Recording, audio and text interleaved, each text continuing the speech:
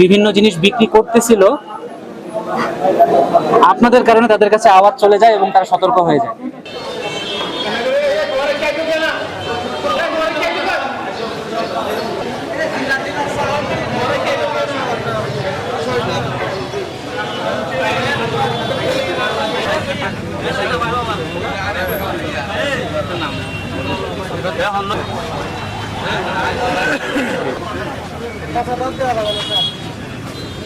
জেলা প্রশাসন কক্সবাজারের পক্ষ থেকে আজকে এখানে মোবাইল কোর্ট পরিচালনা করা হয়, যার মূল উদ্দেশ্য ছিল রমজান মাসে দ্রব্যমূল্য সহনীয় পর্যায়ে রাখার জন্য বাজার মনিটরিং।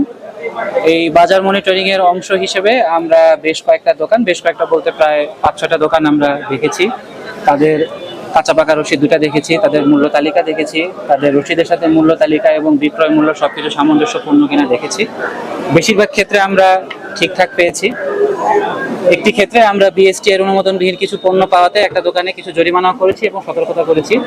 আপনাদেরকে এতটুকু আশ্বস্ত করতে চাই যে পুরো রমজান মাস জুড়ে গত রমজানের মতোই আমাদের এই সকল অভিযান অব্যাহত থাকবে।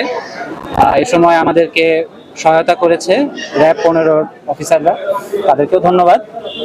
আর সাংবাদিক হিসেবে আপনাদের কাছে 2টা অনুরোধ থাকবে। প্রথম অনুরোধ হচ্ছে আপনারা কাইন্ডলি আমাদের এই অভিযানগুলোর মাধ্যমে জনগণকে সচেতন করার যে প্রয়াস, সেখানে আমাদের সহায়তা করবেন। এবং দ্বিতীয় অনুরোধ হচ্ছে, বিভিন্ন জিনিস বিক্রি করতেছিল,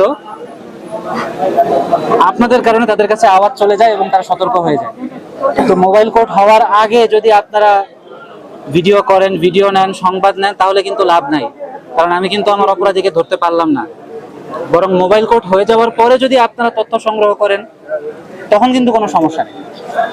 তো এটা আপনাদের কাছে অনুরোধ থাকবে, আপনারা অবশ্যই তথ্য সংগ্রহ করবেন, কারণ আপনাদের তথ্য সংগ্রহের মাধ্যমেই তো জিনিসগুলো সচেতনতামূলক কার্যক্রমের অংশ হিসেবে সবার মাঝে ছড়িয়ে যাবে, তাই না? কিন্তু সেই তথ্য সংগ্রহ যেন আমাদের অভিযানের পথে বাধা না হয়।